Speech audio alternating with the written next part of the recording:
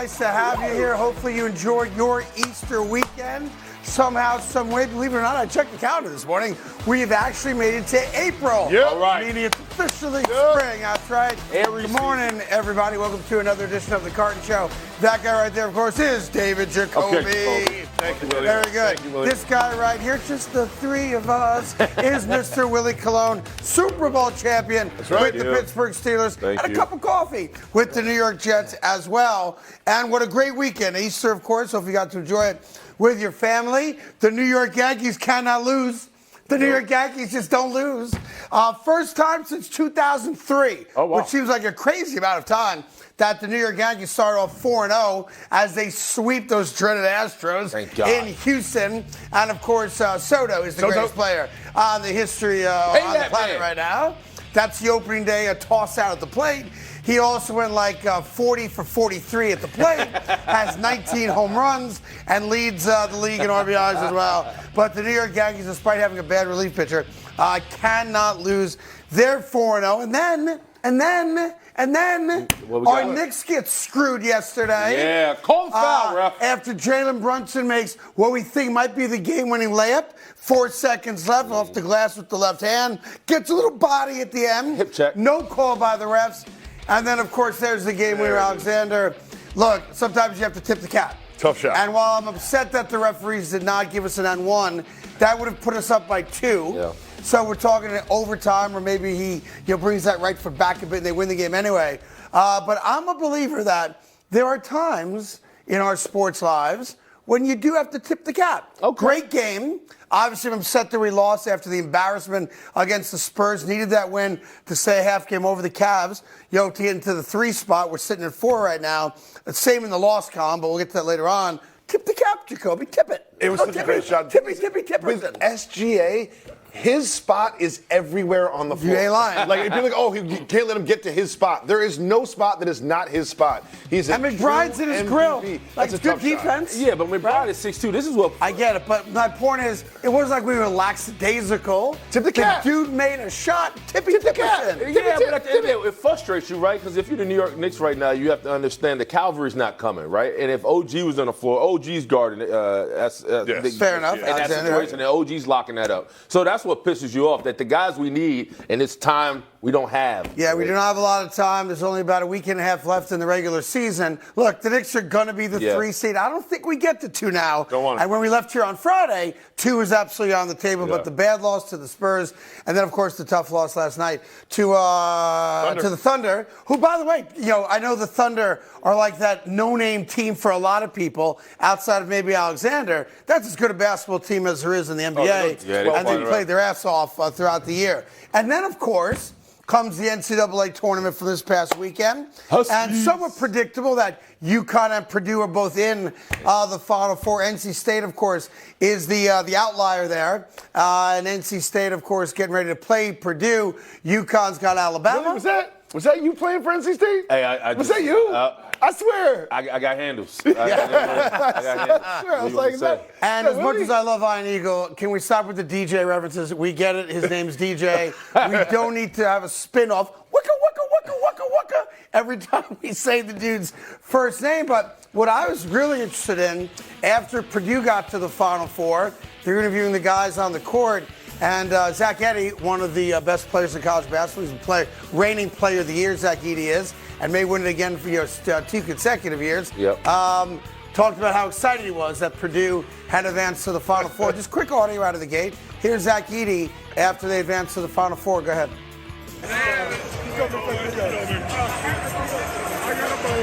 Oh, boy. It's a great basketball player. Youth. Hey, he was just trying to say he was excited, Craig. He was excited. He's excited. He said he had a boner, which makes me concerned for the well-being of this young woman who was seen in the Purdue dorms at some point in the last year or so with Zach Edey. If you guys want to, that's a problem. Poor dad. Yeah, it really looks like she's a little person. Yep. Because he's just so damn tall. Yeah, that hurt. In any event, congratulations Very small hallway. Yeah. Everything's small to him. He's a giant. So let me get you the remote. She was 5'10". Yeah. Man. In any event, hope you had a great weekend. Again, really hope you enjoyed your Easter. We got a great show for you today. Tons of football, including the hottest team this offseason. The Jets, the hottest team. So hot. The New York Jets. I got a boner. Pillage Philadelphia. We'll walk you through it right after this. Don't touch it. We started with my guy, Vinny Papelli. Look at this. Papelli. Look at that. Dime. Back in the end zone. Look at that. Oh, look at the footwork. Drag. 2 toes. Swag. Love it. And then, of course, Jake Bates. 64 yards. From deep. Game-winning field Nice. goal. If you're an NFL team, you have to take a look at Mr. Bates and say, I know he You know hasn't what's kicked really good about 2 years. that? That's the first game a Panthers football team's won in 7 months. Oh, man. Hey. That is. But I'm bumped. That's heartbreaking. Nobody? And then we have our Carolina guy joke? No one? who appeared on this program, Wade Phillips, drew up a fake play for Yo, the Brahmas. Brahmas. The Brahmas, your mama's Brahmas. Your mama's promise. Look at him. He throws it to the center to get the first down. Huge play. How do you not For the tackle the Brahmas. center for 10 yards? Huge play for the Brahmas. That made me cry. That is the That UFL. was beautiful. That was amazing. Hey, look, it's center eligible. It feels I like good to that. be seen, Craig. Look at what we have We're here. athletes too. Boom. The New York Jets have a new defensive toy to play with. That is Haason Reddick. They have acquired him for a 3rd-round pick in a conditional trade. Craig, what does Reddick add to the Jets? Look, first off, he replaces Bryce Huff, who they lost via free agency, to the Philadelphia To the Eagles, yeah. And the Eagles, of course, gave him $50 million, and good for him. Self-made guy, and I'm happy for Huff. I miss Huff because he was as good a pass rusher as the Jets had last year, but he was never on the field during running plays or running down. So, 3rd and short, Huff's not going to be on the field. So they're paying $50 million to a guy that's a 50-50 player. I've said on this show for a year and a half now, as much as I dislike the Philadelphia Eagles, I love Haason Reddick. They got fleeced, the Eagles did. Letting one of your best defensive players go makes absolutely no sense whatsoever. And the New York Jets, it's a 3rd-round pick. That could go down, that could go up, based on if he stays in New York, what kind of year he has, obviously. But this is a double-digit sack guy. Yep. This is a veteran leader on what is a very young defensive team, being as good as they are. The majority of guys on the New York Jets that start and play every down are in their mid-20s. Sure. This is not an older defense. So having a guy that's been through the quote-unquote wars, a guy that can get to the quarterback, like I said, 10.5 sacks, and also help the other guys out, this is a brilliant signing by the New York Jets and makes an already really good defense that much better. I love it. You're spot on, Craig. They got an adult in the room, right? Because you got to understand, and when Will McDonald's coming into his 2nd year, there's no way you could give him that many snaps and realize he was going to be. The kid still has to grow up. So now you got a guy who's been there, done that. And by the way, he's the pride of Camden, New Jersey, so he's a hometown kid, which I love the whole situation. Now he just has to develop. He has to continue to develop in that defense, and that shows that he's worthy. And here's the other thing. The Jets are not lacking in moxie at all. Like, they got personality guys, obviously Sauce Gardner, even Q Williams, who's an understated guy. They know they're good. They don't mind sharing with the world that they're good. Haason Reddick plays right into that. Remember, it was Haason Reddick who has said, oh, San Francisco, boo, boo, boo. He's the guy that knocked Brock Purdy out of the game. Yep. And I know Fletcher Cox was a big deal in Philadelphia on the defense. I respect the hell out of Fletcher Cox. But this was the heart and soul of the Eagle defense, Haason Reddick. He's the reason that the Eagles got to the Super Bowl that year and beat San Francisco. And obviously I'm unbridled enthusiasm. This is, when you take stock of a franchise that needs now to have a major upgrade record-wise, Yep. There's the GM on this side, there's the coach on that side. And sometimes they're kind of tied at the hip. And if you don't have success, guess what? You both got to go. Mm-hmm. Sometimes you have great success, and both guys benefit from it. The Jets are in a unique position where there's not a football observer out there, expert or fan, that can tell you that Joe Douglas has not had a great offseason. Oh, fair. He has rebuilt the offensive line. He's now made the great defense a little bit better. He got depth at wide receiver. All the things we asked for, we've now gotten. So I now disconnect Robert Saleh, the head coach, from Joe Douglas, the GM, and I'm no longer sure that their career paths are tethered to one another. I've given you the guys. I don't coach. I'm a GM. Now it's up to you and Nathaniel Hackett, who I know you don't like. Don't like it all. Right, now it's up to you guys. I've given you everything we needed.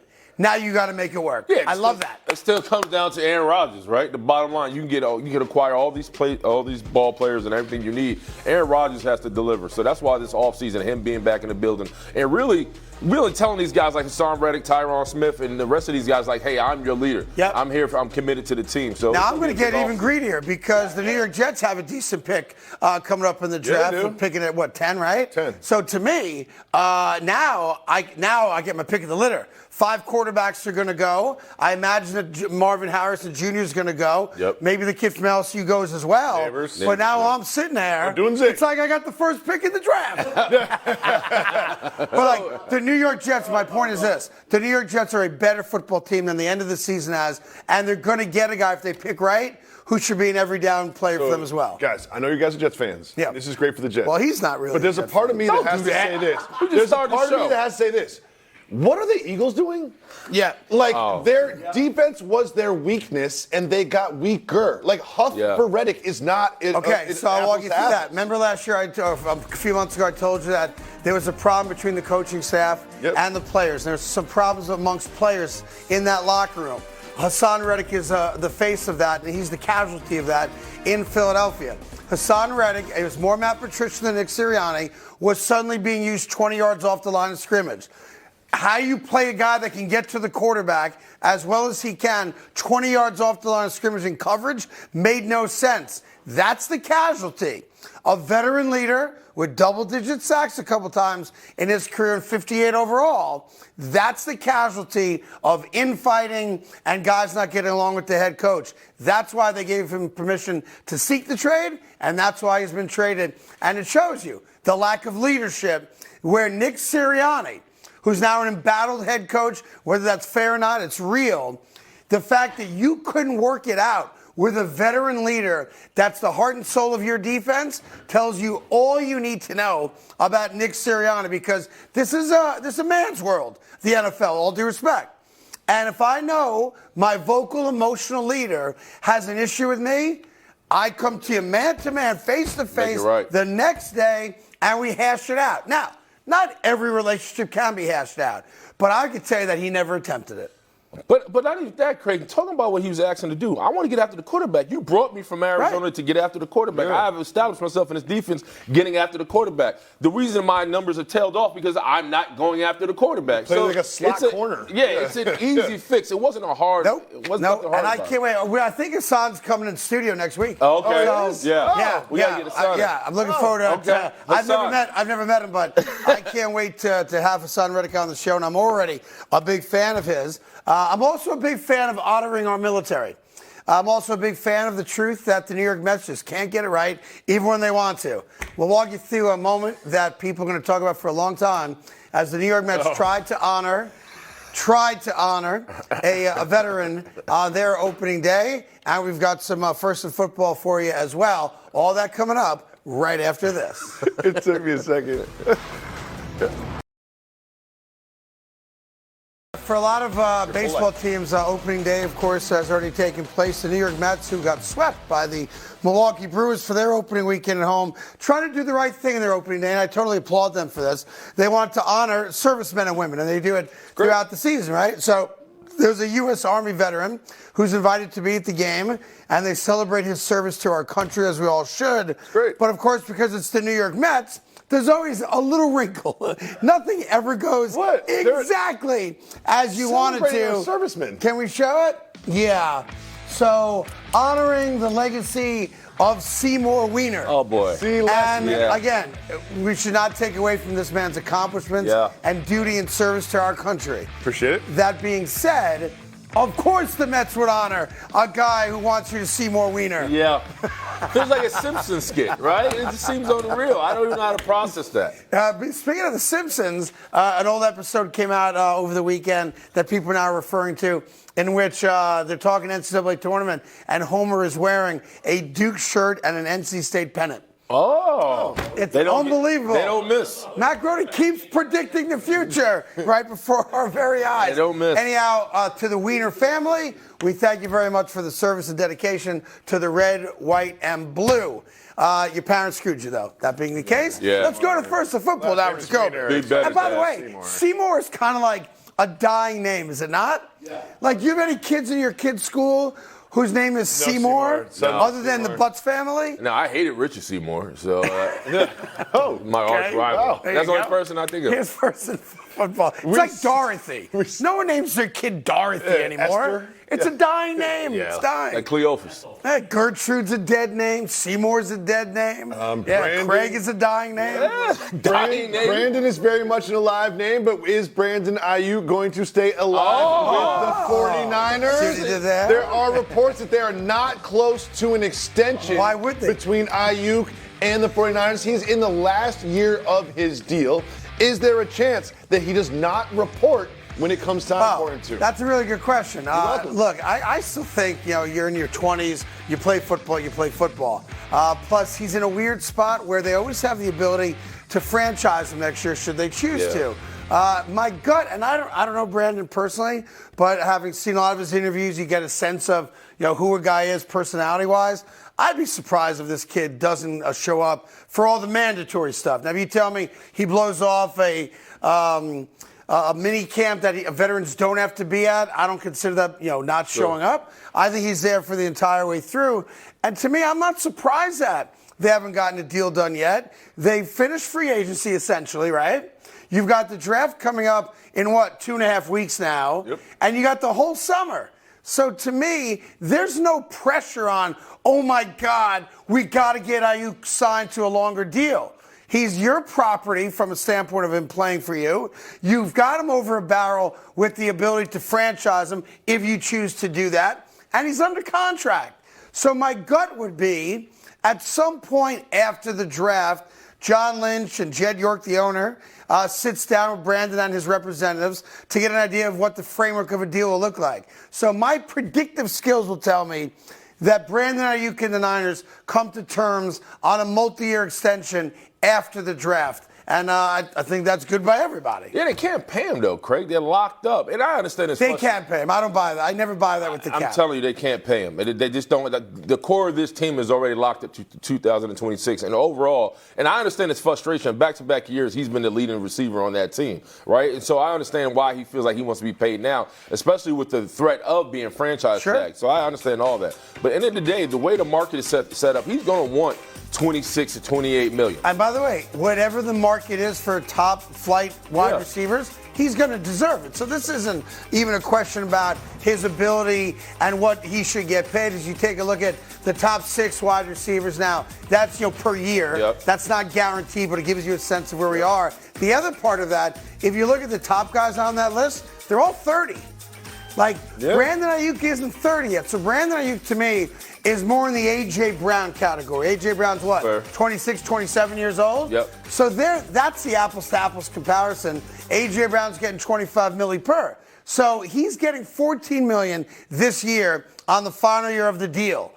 I'm telling you again, we talk about the cap like it's an issue. And the reality is that there are so many creative ways to maneuver around the cap for teams that are flush financially, who don't mind writing big checks now, signing bonuses, things like that, to get everybody signed. Number 2, let's not forget, out of the blue, the salary cap this year went up $25 million. But you don't think it's going to go up again next year? Isn't there a part of you, if you are the 49ers, you say, Brock Purdy's going to need to get paid? And they've already said that he's going to ask for more money than everybody else out there. And with that coming down the road, I don't know if you want to lock up Aiyuk into a multi-year deal where you're getting $25, $26 million a year when you have Brock Purdy's paycheck coming down. Well, the reality, though, is every team that's got Super Bowl aspirations, that has a rock star quarterback, that is now making the $30, $40, $50 million a year, every single one of those teams has had the ability to sign other star players to play with them.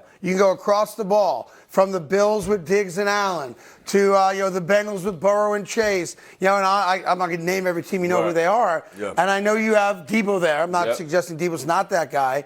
You also have McCaffrey's contract winding down, and that's a restructurable contract. So a lot to of me, money, Craig. I think we as broadcasters sometimes talk too much about the cap like it's a hindrance to signing talent when the reality is that it's not. Yes, it is. You're talking about they have the third. As far as cap space, a lot of money. What I'm trying to say. Yeah. They're third in the NFL. Like they're tied up. They can't make any moves. Look at Debo's making 28. All they do is call McCaffrey up and redo the deal. Call Kittle up, redo the deal. Like, that's the point. You're either a progressive and aggressive front office. Some teams are, some teams aren't, just by their nature. But Aiyuk getting signed or not will have nothing at all to do with where they are against the cap. I'm telling you. Well, there is second and football, and a team that was not aggressive this offseason. Who's that? Is the Dallas Cowboys. There are reports that they might sign Ezekiel Elliott. Oh, my God. I heard Tony Dorsett's coming back, too. Is it a good idea for the Cowboys to add Elliott to the backfield? No, it's not a good idea. And as much as, he had a good little run with the Dallas Cowboys that never really, became a Super Bowl run. Yeah. And he's not Emmitt Smith and he's not Tony Dorsett in the lore of Cowboy running backs, right? The reality is that this is a desperate move. He's got no place to go. A little Louis Gossett Jr. reference there with Richard Gere. May he rest in peace. I got nowhere to go, Captain Mayo. In any event, they don't have depth, though, running back-wise. So this would be one of those, kind of embarrassing. It's not embarrassing. It's nostalgia, Come on, Craig. like the next Snoop time. Connor? His best friend is Dak. Who is Snoop Connor? Great question. Who is Snoop Connor? Great question. That's what he meant by being all in. We brought Snoop in. Yeah. Everyone's like, yeah, Snoop. I've never not seen Snoop from The Wire? Yeah. Look, this is going to be a you got to relax. The studio audience on a Monday. It's crazy. Look, this is Ezekiel Elliott's best days are long behind him. Fair. And I get the nostalgia part of it. But unless you're bringing Drew Pearson back also, I just don't understand He would catch this a move. pass last year. I was like, oh, that's cute. Look at Ezekiel caught a pass. Yeah, and I know, the last couple weeks for New England, he looked like shades of it. No, he's not. He's done. No, he did not. It's a wrap. It is a wrap. That being said, They're going to sign him. let's hope it happens. It's going to happen. Because the more Dallas can embarrass themselves this offseason, the better for the New York Jets. Because the focus ain't on us. Craig, it may be all over anyway. Sign him. What do you got to lose? Why not? Why not? You might as well. What's holding you back? Yeah. Moving on to third and football, we have some interesting news about the Cleveland Browns and their quarterback Deshaun Watson. He has an update on his shoulder rehab, and here is what the quarterback for the Browns had to say. And I quote, "We're in a great spot, right where we need to be. We have plenty of time to ramp up the throwing sessions and things like that, but everything is going pretty smooth." Yeah, right. Do you think that Watson, a healthy Watson, and the Browns can challenge the Ravens in the AFC North? I'm done with Deshaun Watson until he proves otherwise. Like, Really? we keep talking about how. Mr. 4-1 last year. Yeah, 4-1. I went back and looked, and they averaged like 25 points a game. Deshaun Watson did not play great. There's a reason he got pulled out of that Colts game after 5 pass attempts, because he stunk. Couldn't get it done. Look, this is a team that went to the playoffs with 3 bad quarterbacks behind him. And I'm frankly done talking about Deshaun Watson until Deshaun Watson proves to the rest of the world that he's the quarterback we saw in his prime. He's not. 4 years ago now not in there. Houston. Because he's getting paid like it. Yep. And I never begrudge a guy getting paid. Good for him. Shame on Cleveland for doing that deal, which reset the entire quarterback market for absolutely no reason. But we keep talking about Deshaun Watson like he is somebody. And I'll tell you right now, he's the 4th best quarterback in a 4-team division. Because you've got Russell Wilson in Pittsburgh. He's better than Deshaun Watson. You've got Joe Burrow in Cincinnati. He's better than Deshaun Watson. And, of course, you have the MVP, Lamar Jackson, in Baltimore. He's better than Deshaun Watson. Sure. The one thing they all have in common, they all get hurt. Every one of them. For the best division of football, where any one of those teams could make the run this year, I believe that. You believe that? I believe you believe that? Nope. Outside of your distaste for Russell Wilson, they're all good. Maybe not Deshaun. They all get hurt.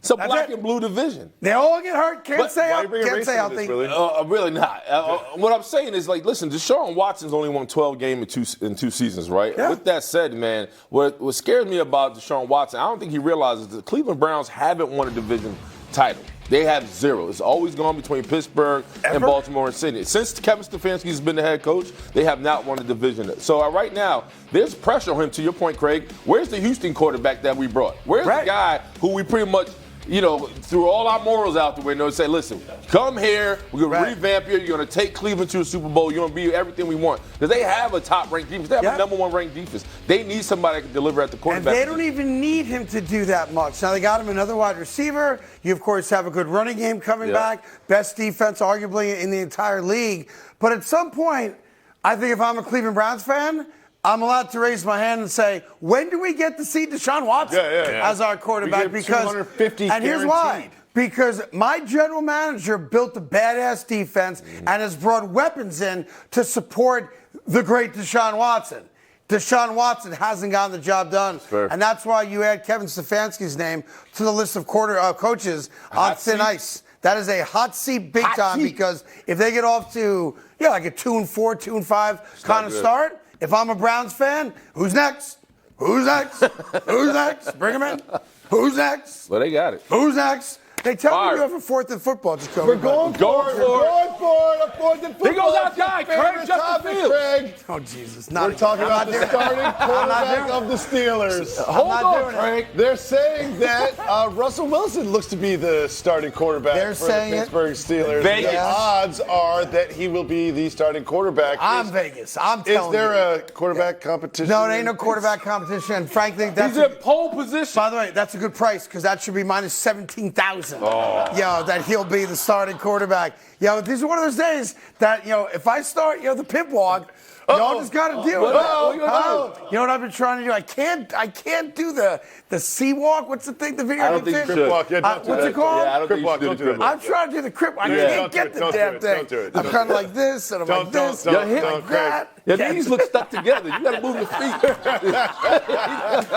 Look, obviously Russell Wilson is the starting quarterback For barring now. some type of terrible injury. For now.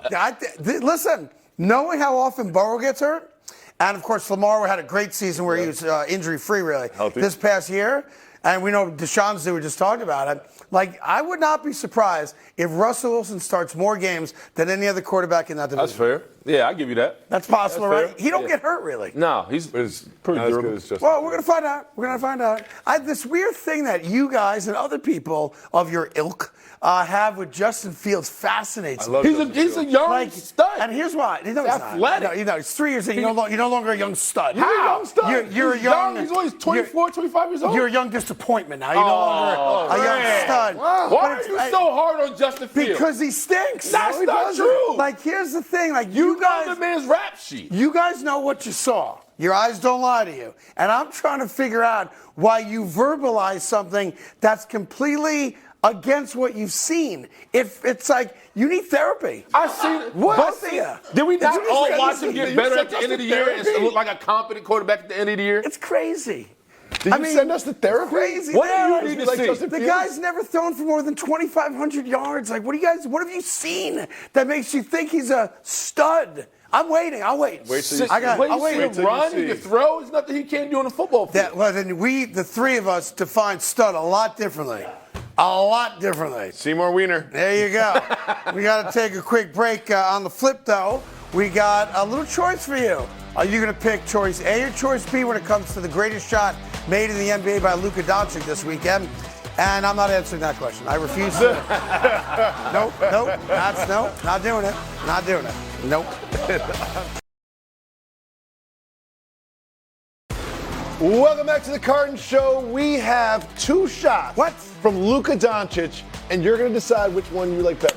The first one is before the game even started. Watch what Luka Doncic does. This is absolutely nuts. Are we showing warm-ups? Off the Jumbotron into the basket. And that wasn't enough. After that? Watch what he did later in the game. Well, hold on once, if I may. On this one, he does it, right? Which is a stupid shot. Clearly he's practiced it. and then he just gets in the layup line. Sorry to slow you down, guys, but yeah. Right? Like, he's like, I wouldn't even play. and I the don't think guys he's barely practiced even that. react to it. That's awesome. But this, I've never right. seen this in ahead. my entire life. I've never Watch seen this. that. I've never seen During that. the game, he's at the three-point line, up fakes, and then underhand scoops. He's at the three-point He line. had a midi layup? Underhand Mid-range layup? scoops. So that's a 15, 16 foot Oh, no, it's 20 feet. underhand shot. That's the move Wow. your dad does to you on a Nerf rim. Yeah. Like, Yeah. that's like, By the way, selfish teammate. Well, selfish? the How shot about clock that? was, shot clock was ending. How about you pass before the Hold shot that, clock's son. counting down? Yes, Huh? I that's what definitely. Tim Hardaway did say. That's right. I The bet black that. hole that he is. It definitely crossed my mind Right? too. I was like, what? Like you could take by that the way, shot or watch this play again. It's Luka there on the right side. Run that play back one more time. You got 4 dudes just standing there watching. Look, What? They're Kyrie. like, Kyrie's I ain't open. gonna get the ball. Yeah. Black hole that But Luka you know the Doncic play is. if you actually make that shot, though. By the way, that was a red hot Rockets team they played too. Yep. And handled them with ease. Yeah. With ease, they Easily. handled them, which Easily. is good for Golden State, who won again yesterday. So Golden State barely hanging on over the Rockets. But if I'm Luka's teammate, I'm pissed at that shot. I'm glad it went in, but I'm pissed. Like, yo, understand. why am I just standing here? I'm wide open. Give me the rock. Oh, it's one of And those this days. is what Luka does. Hold It's that. one of those Yeah, days. go ahead. Well, this, I'm Meadowlark Lemon now. That's what I'm doing. Moving on to the Eastern Conference, we have some interesting information. What? Joel Embiid of the 76ers put out this video. He is playing full contact in practice that is in Toronto. Now, Joel Embiid and the Sixers are currently in the play-in situation in the 7th or 8th seed. But are the Sixers the last team you want to face if you're at the top of the Eastern? No, they're the first team I bring want them on. to face. Like, Hell yeah. look, I ain't afraid of nobody other than the Boston Celtics. So I think the Knicks will get to 3. They're a half game out, tied in the loss column with the Cavs. That obviously played some out here in the next week and a half. But the notion of being worried about the Sixers because Embiid may or may not come back, and he looked like he was healthy there, but that's in a very rigid half-court set. He ain't running up and down. He's really not playing a lot of defense in those games. He just wanted to get his feet under him again. And I will agree with you guys. He was on his way to a second consecutive MVP award as well. He was killing it. Bring him on. I'll slurp it all up. Am I worried? But no, I'm not worried about Philadelphia or the fact that old man Embiid's coming back or may come back. By the way, that's when I want him. I want him in the first round because best case scenario, he does what? A game, maybe 2. If you look at Joel Embiid's entire career, it seems like he misses 1 or 2 games in every playoff series. Yeah, but you're every single. And I'll tell you something else. I've said this on the show a million times. I'll say it again because it doesn't sink in with you people. And it's this. I want the easiest possible road. The Sixers. I ain't one of these guys that's like, no, give me all the best teams. That's stupid. Because when I'm enjoying a parade in the Canyon of Heroes, I don't stop and go, oh, but wait a minute. We played the Sixers and Embiid wasn't 100%. Yo, back up the car. I don't want to have a parade. We talk about winning. That's all we talk about. And if you tell me I can get Miami in the first round, or in this case, you asked about Philadelphia, and I got Embiid having not played a legitimate NBA game in 4 months, bring it on. I'll take that all day, every day. Yeah. I want me some Philadelphia 76ers, matter of fact. really? Bring them on. Bring them on. Matter of fact, I'll sit next to Haason Reddick in the front row cheering on the New York Knicks. Did you hit us with the Brian Kelly country voice real quick? What did I do there? Bring him on. Bring him on. Bring him on. No, but if I was at a country music concert on Saturday. Maybe it seeped into my body. Yeah. No, listen. If you're a Sixers fan, you're asked to trust the process again, right? And that has to be annoying. Trust the process. The process has never gotten you to an Eastern Conference final. Right, Trust but he the opted to process. have the surgery, and hopefully in February, hopefully he can come back. I don't think he's going to come back. I don't think it's Neither going do to I. actually happen. The fact that you now have to practice with another guy to say if you're ready, like as far as And if you watch that video close enough, he's practicing, and it's high-level competition against WNBA players. Like, oh no, he scored 40 against a young gal for the Liberty, Wilson. Like, woo, good job. Watch, you'll see right here in the video. You think I'm making it up. Watch who's guarding him here. Hold on. Give it just one set. Bing. Yeah, okay, sure. She can't guard him. Okay, great. In any event, what else you got? We got the Final Four. We had the Elite Eight this weekend. Now it's UConn, Alabama, Purdue, and NC State in the Final Four. Is there a team on the board that you can see toppling UConn? No, and look, it's been a UConn-Purdue kind of, two locomotives heading towards each other all year.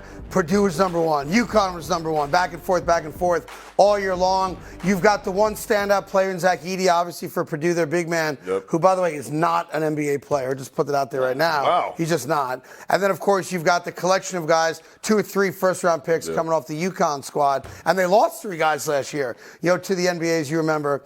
But look, UConn, they did something that we have never seen, and I don't know if we'll ever see again.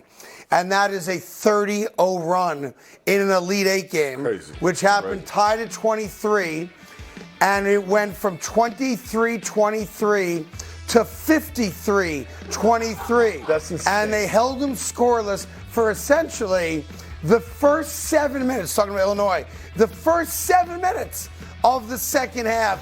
Illinois did not score.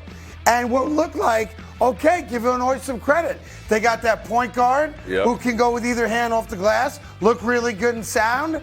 23 all. We're like, we got ourselves a ball running game. and gunning, boys. And the last minute and a half of the first half, the first essentially 7 minutes of the second half, like that's not an like they did not score. I've watched basketball as you guys have my entire life at every level. I have never seen at any level a 30-0 run in basketball. I've never watched it before in my life. And this is why I believe in fighting in sports. Because if I'm the coach for the Illinois, we can't stop him. At least we can beat him, right? Let's score at the half court. Someone's got to give you a hard foul. Right? You can't score the whole second half. Runs. Just punch somebody in the do face. something. Do something. And what's crazy, like if you go back, so tied at 23, there's like $140 to go, first half. Connecticut scores the last couple hoops, obviously the first half. But at halftime, Illinois, I guarantee you, went into the locker room going, oh, yeah, we got it right where we want. Game. Yep. Great first half, down only a couple buckets. We're right where we need to be. Okay, just keep on keeping on. And 6 minutes later, you're down 25. You're like, what? Can't do nothing with it, too. And by the way, think about this just for a moment. If I may be off 1 or 2, I apologize if I am. So they go on a 30-0 run. They win by 25, whatever the final score, right? They were 3 of 17 from behind the arc. So they dominated Illinois and shot like 8% from beyond the arc. Imagine what will happen if they actually make 4 or 5 more 3-pointers. I'll tell you something right now.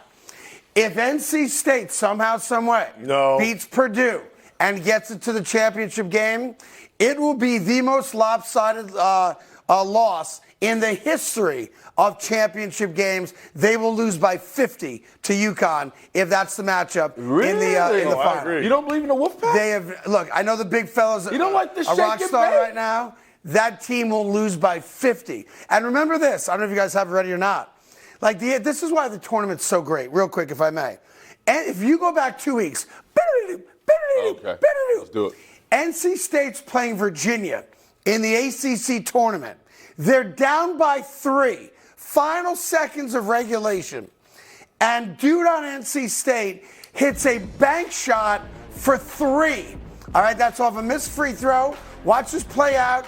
Down the lane, down the left side, bank shot to force overtime. And then NC State won that game in overtime, wound up beating Carolina to win the ACC. Right. If that kid, A, makes the free throw, or B, dude doesn't bank home a 3, NC State's not even in the tournament. They're not even there. So, like, when we talk about the importance of a single shot, that shot 2 weeks ago is the only reason they're even in the tournament. Are you holding a made 3 against them? What happened? They made it. I'm just saying. They Like, clinched it was a fluky It was shot. off the backboard. Fluke. He banked home a 3. When do we have, Biggs. look, things like that we celebrate. Now you're saying that's wish-washy? No, I'm not celebrating. I'm just saying it shows you how fickle the sport can be. Like, if that guy is off an inch, NC State's not in the tournament. Now they're in the Final Four, which goes back to my positive comment. Okay. That's why the tournament's so great. That you can be an 11 seed, barely get in, and now you're 2 games away from winning your first title since Jim Valvano didn't know where to go. Right? We have some new information about your New York Jets. They got better Big. in the last couple days. We'll explain exactly how and why right after this. They got better all right. Welcome back to the Carton Show. We have your early morning headlines, and we start with the New York Jets. Boom. They have upgraded at the edge. Boom. They have Haason Reddick from the Eagles for a conditional third-round pick. What does the addition of Reddick mean for the Jets? It just makes a great defense even better and gives you a veteran leader that, not that the Jets lacked it, they just don't have it. Mosley, of course, is their vocal leader. He's a stud linebacker, and he's the old head of the guys. Yep. He ain't that old. You're talking about most of the talent on the New York Jets defense are kids in their mid-20s, right? So to bring in a guy like Haason Reddick, who I have loved from afar, we get to see him twice a year as being here in New York when he plays the New York Giants. But this was the guy that made the Eagles defense tick, for my money. For all the great veteran leadership they had in Philly, he was the guy. And things went south in Philly, obviously. But the New York Jets basically traded a conditional pick and Bryce Huff, who only played 41% of their snaps on defense last year and never against the run, with Haason Reddick, who's going to play 90% of the snaps and can go get the quarterback, which the Jets do as well as anybody already. Yeah. So now you're talking about a guy, typically off the edge right there, who can get to the quarterback, who offenses have to pay attention to. Where's number 7? Where's number 7 now? I doubt he'll wear number 7 for the Jets because Ken O'Brien and Boomer Esiason may have a problem with that. But we're going to call him what he is as an Eagle, number 7.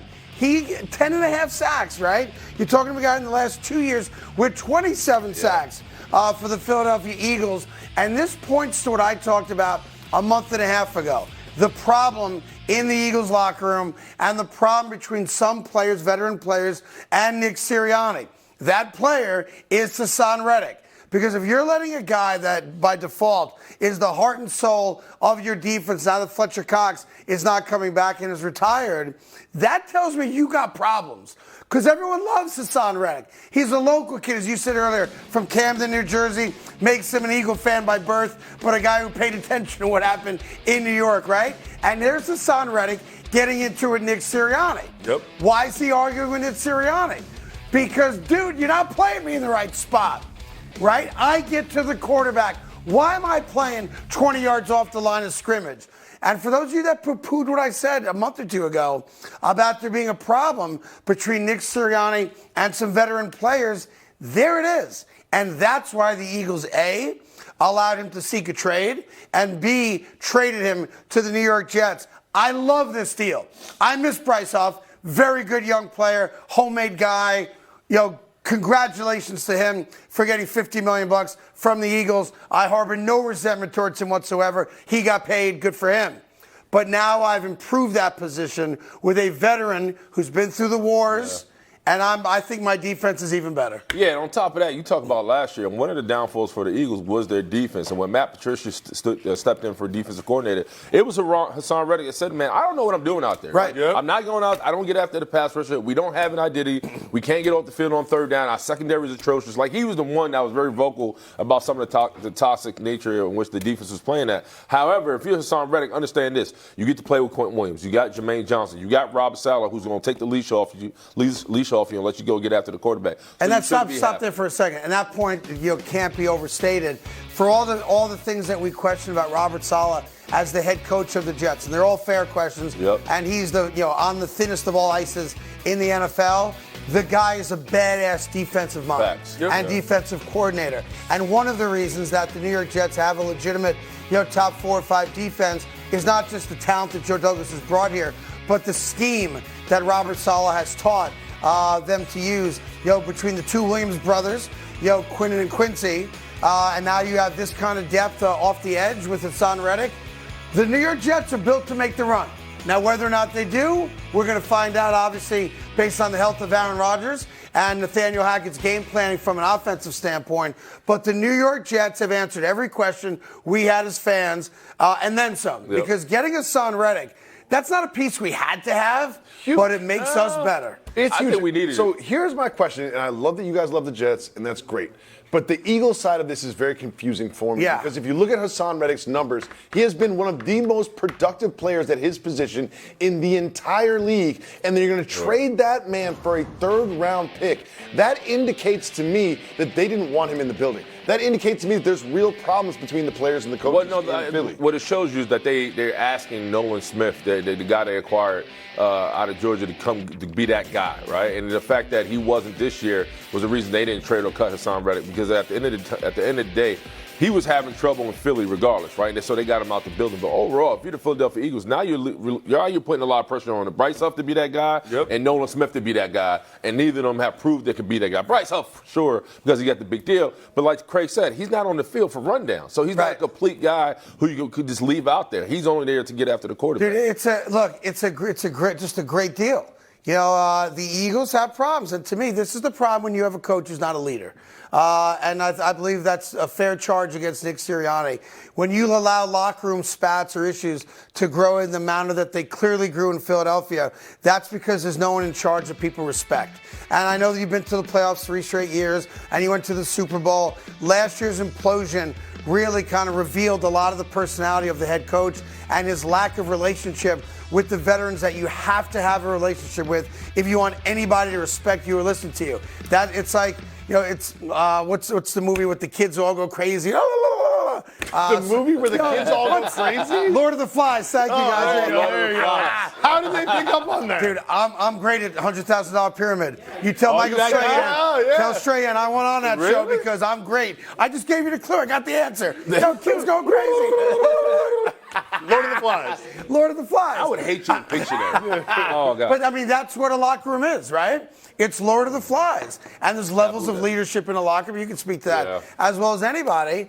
And the fact that Nick Sirianni and Howie Roseman, their GM, were clearly desperate to get Haason Reddick out of the building, despite all that talent that goes with him, tells you that Nick Sirianni didn't know how to be around him and never went to him. And we'll talk to Haason next week live in studio, of course. Never went to him and tried to make it work.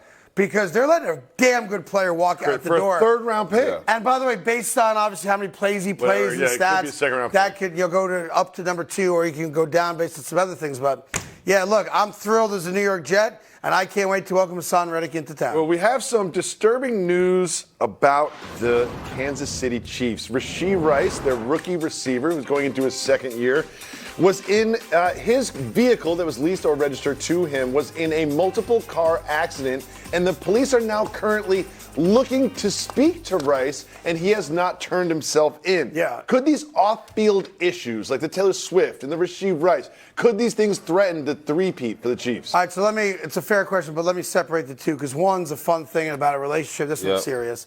And obviously for a franchise that saw one of their assistant coaches a few years ago, Andy Reid's son Britt, get involved in a major motor vehicle collision where he was at fault at and went to prison for and injured the life of a young child is serious. This is obviously serious. We've all seen the dash cam video now, and not only is there a reckless it looks like a street race that results in accidents, people did go to the hospital. Thankfully, nothing's life-threatening. This is a dash cam video of the actual accident, and then what becomes problematic beyond that is the video of 3 or 4 guys walking away from the scene of the accident. That's a crime, right? Then I hear from his lawyer late last night that he's attempting to cooperate with authorities, but of course he's not met with authorities just yet, and they're going to come looking for him. This is a real problem. Now, the reality is that people got hurt, people went to the hospital, and you left the scene of an accident. None of it's good. Based on this and this alone, and we certainly need more facts, obviously, before we adjudicate this and decide what the appropriate punishment is for, but it should be a suspension. It should be a suspension. You can argue how many games he should be suspended for, and that's fine, whatever number you come up with. There's got to be a penalty for this because, grace of God, no one's dead. Yeah. And this could have gone south in a lot of different ways. And then seeing the video of the guys, we believe he is one of those guys, walking away on the highway from the accident, it now allows you to let your mind wander. And maybe that's not fair. Why are you walking away? Were you under the influence? Was there contraband in the car? And all the other things where our minds naturally go. So Kansas City has to get a hold of this. The NFL will get a hold of this. And my memo to Rashee Rice would be very simple. Cut the games out. Come forward with your attorneys, sit down with the police, and walk through what you did and why you walked away, and let's get this straight. But he should be suspended by the NFL. Yeah, this time of year is a head coach's worst nightmare because this is the call you get 3 o'clock in the morning when you're sitting in bed and you're pretty much trying to prepare for the next day and figure out how you're going to prepare for the NFL draft. Now you get a call. Your potential number one receiver who just won you a Super Bowl is in some serious trouble. And let's be honest, like the Henry Ruggs situation wasn't too long ago. No. That was a bad situation. As you know, he was driving 140 miles per hour. He was drinking, took the life of a young lady, and her pet, actually, a dog was in the car as well. And he's in prison right now. And that's what I'm saying. Grace of God, no one died in this. But listen, it's also a memo. Dude, you made it. Yeah. You made it. You made it to the NFL. You have a chance to make tens of millions of dollars. I understand being young and being stupid. We all were. So I'm not going to be hypocritical or holier than thou. But at some level, come on, man. But Craig, nobody knew who this young man was prior to this year, right? Like he was put in a position to play on a Super Bowl team and become a guy for the future. And that's what you're talking about. This is about your future because the last scene of your picture on the TV right now is you walk away from the scene of a crime. Right. Like that's hard. And I want to be clear. This cannot be minimized. This should not be, from Chiefs fans, not that big a deal. It is a big deal. Oh, yeah. And again, thankfully, the injuries that were reported were minor. I know there's a child involved, and some people did go to the hospital. But, I mean, at some point, come on, man. Yeah, this is bad. Right? I know it's easy to say sitting here in my ivory tower, commenting on other people. But, dude, you made it. You got there. Yeah, but you're not talking about a 15-year-old kid. This kid, he knows better. I agree. Yeah, so I agree. And I hope, listen, I hope it all works, and I hope the people that are injured come back and if they all survive, whatever. But that's. There is also no truth to the report that his interpreter was driving the car. Oh, okay. Okay. Moving on to our final headline, and that involves the New York Knickerbockers. Last night it was SGA from the baseline that got the Thunder the win, but it was the previous possession which is getting the attention. Jalen Brunson he got fouled. going to the hole to his left.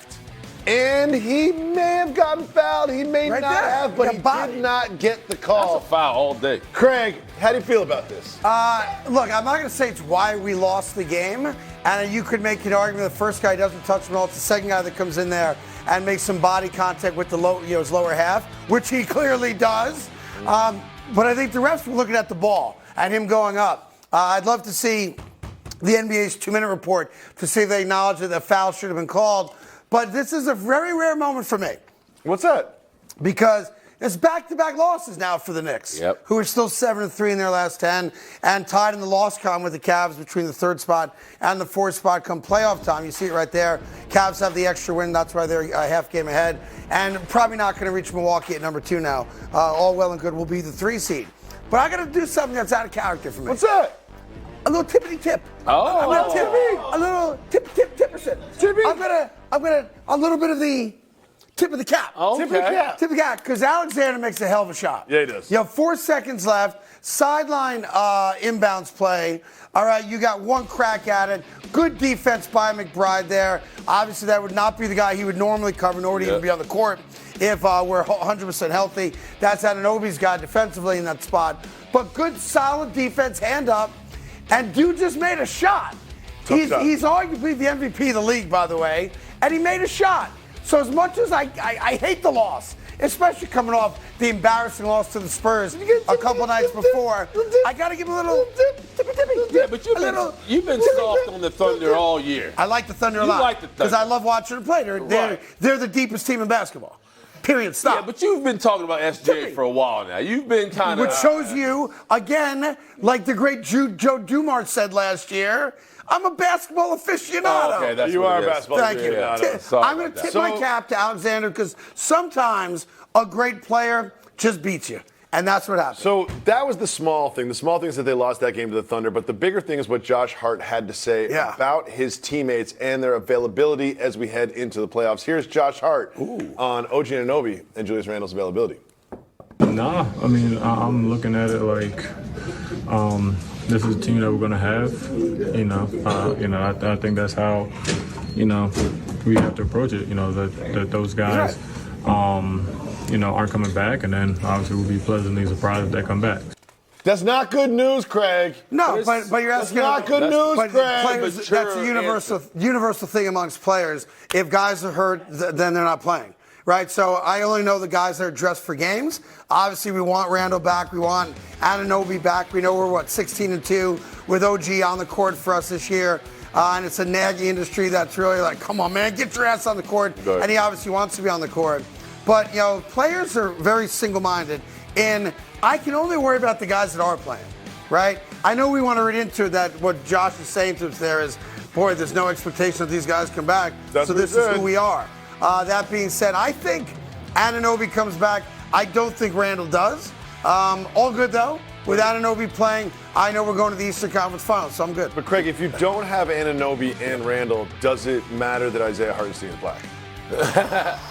No. Only in the locker room. No, but I say this, and I'm glad Josh Hart had that response, because at the end of the day, you have to tell your guys on the court, this is all we got. There's nobody coming through that door to save us, so we got to be our best. And on top of that, their front court hasn't been together since January. So nobody's coming through the door to save you. You're going to have to see if Brunson and the boys have extra gear and they can make a push. They got 5 games to clinch. But here's the other thing you learned from this game. Knicks can play with anybody. Yeah. Sure. Period. Stop. I mean, obviously, we're a much better team when we're healthy. Who isn't? Right. But even the guys we have out there right now, right? We can play with anybody. Toe-to-toe with But it's the a different mindset where you don't have to look to the door like, well, but here's the Thunder, legitimately, you can look it up. They are the deepest team in basketball. Now, they'll shorten the bench a little bit, obviously, come playoff time. Right. We're not the deepest team. We're legitimately 7 deep, on occasion an 8th guy. And Tibbs loves it that way.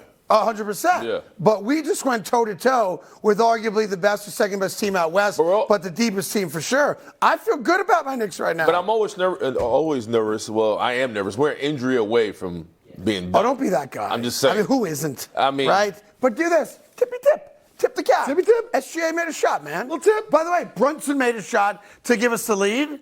4 seconds left. Dirty secret? Alexander made a shot. Not a foul. Not a foul. You're going to be that guy? I'm just watching the game, telling the truth. As much as you want to be bing bong, you ain't bing bong. Oh, no, not a real Knicks fan, no. There, as long as we're on the same page now, because you did grow up a Celtics fan. Larry Bird's your favorite player. Yes, absolutely. Larry Bird. Bing bong. We can't. He's not on the big bong trade. The only big bong is in Inside Out. That's my big bong. All right, listen, we got much more coming your way. Major League Baseball did open up this past week, and I should mention, programming note that Rob Manfred, the commissioner, will join us Friday morning. All right. Right here in studio. But the Yankees haven't lost yet. They won't. On pace for the greatest season of all time. Do they have a ceiling? We'll get into that. 162-0. Plus more football. You see number 8 behind me, getting ready for the run to New Orleans. It's all coming up after this. Craig, did you see that the Yankees had a 4-game sweep of the Astros? They are 4-0. Are they going to go 162-0? I mean, they might. No, obviously not. But look, here's what's crazy. So the New York Yankees, the 27 championships that we all know, haven't won one, been to a World Series since 2009. But they haven't had a losing record in 40 years either. Yep. Here's the dealio. They went out there and they got Juan Soto, right? In a 4-game series, he not only threw a dude out at the plate to preserve a 1-run lead in the opener, he had 3 game-changing hits as well.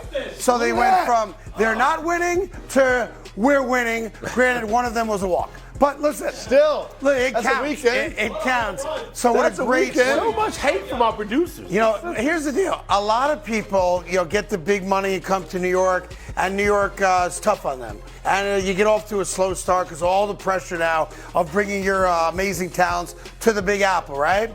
This dude ain't afraid of nothing. No. Because we hate the Houston Astros because of the cheating scandal a number of years back. Went into Houston, came back in every single game, and went 4-0. So the Yankees are now 4-0 for the first time since 2003. And I reached out to wish my main man Aaron Boone a happy Easter. Gave me the fist. And that's a sign that things are good. He loves the fist. He loves fist. It's a sign that things are good in Yankee world. Their home opener's coming up. Marcus Stroman's going to pitch it a little bit later on. But the New York Yankees, hot to trot, big guy. You listen, you got to love that. Anthony Volpe's been hot, too, so shout out to our shortstop. He's the 14-year-old shortstop. Tiny little man. Tiny little man. He puts the short and shortstop. He puts the short and shortstop. Unlike Tommy DeVito, he lives at home and he's good. Yeah. So you got Mom that cooks, going. too. And his mom does cook, that's right. Yep. Matter of fact, when he was struggling last year, true story, I saw an old high school coach of his, and they got together over chicken parm. And went over his swing and helped a little glitch in the swing. Okay. And they credited the chicken parm made by his mom. Is that what it is? That is a true story. Oh, okay. True story. Yankees are in Arizona for the next 3, and then they will come home to the Bronx, and they'll probably be 7-0. Coming back home to start off with Marcus Stroman on the mound in the home opener. Time now for everybody's favorite Monday morning segment, a little something we like to call Get Learned. Get Learned. These are the things. Get Learned. What did we learn? What did we learn? What did we learn? What are you learning? We gotta stop holding up that sign that says "Yell Get Learned." All right, here we go. Get Learned. Number 1, here's what I learned this weekend. I learned that NBA referees, while doing a very good job this year, hate the New York Knicks because Jalen Brunson got fouled. 4 seconds left right here in this play. Look at the left-handed layup. And one. And the body. And the body. Watch the body come hit the legs.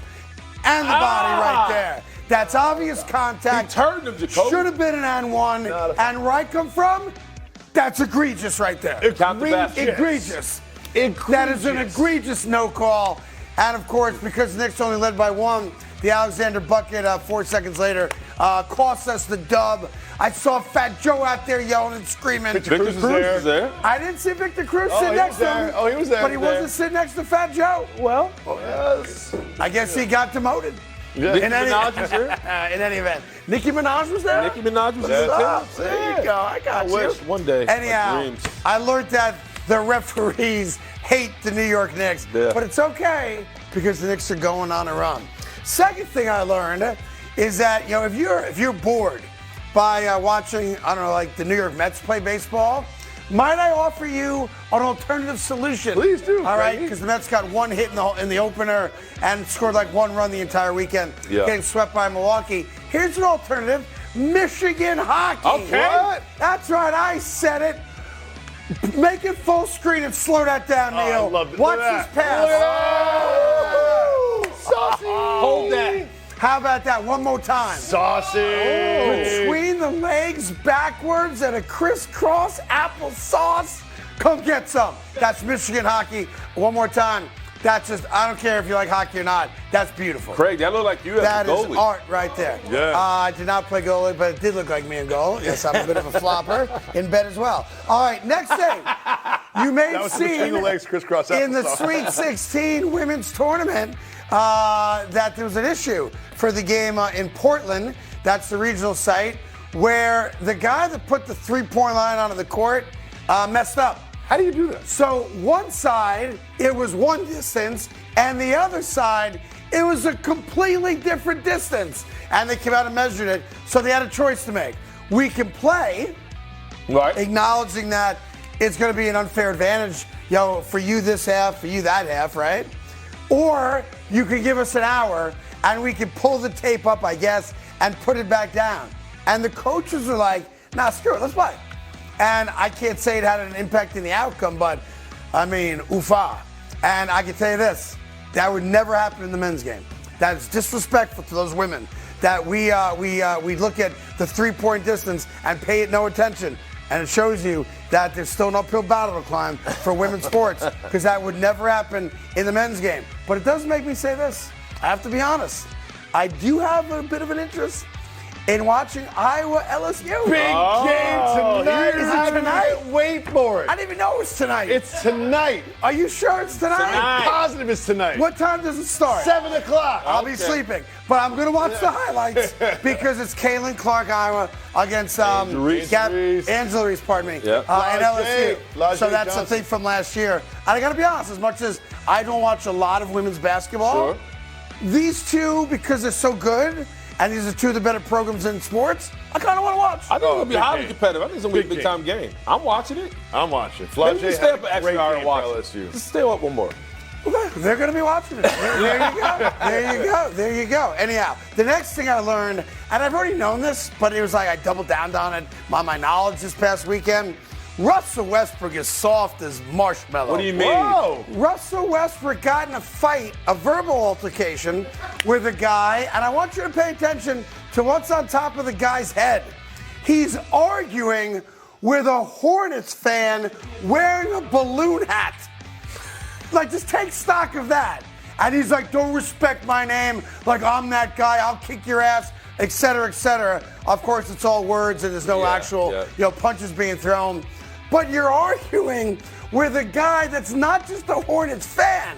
I'd give the guy applause for that. Right. He's a Hornets fan wearing a balloon hat.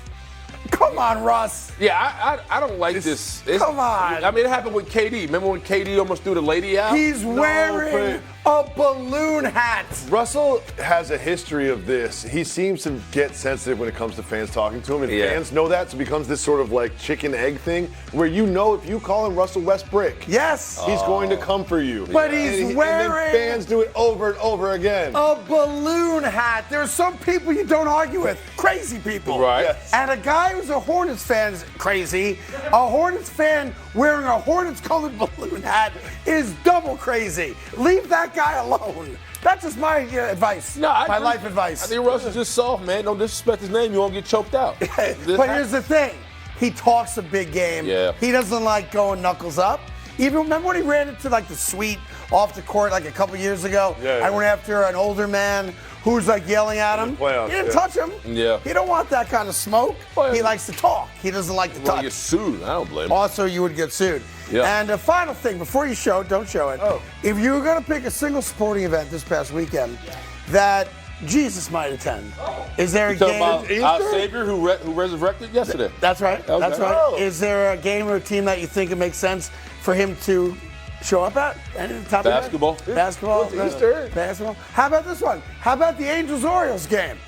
Jesus was there. There you Oh, go. yeah. Oh, good old JC. There There goes you Jesus. go. Yeah, JC's at the game. Looking good. Oh, yeah. Like, I want to be offended by that. That's JC. But I gotta be honest, I'm not offended. Okay. That is. Can anyone prove that that is not Jesus? You can't.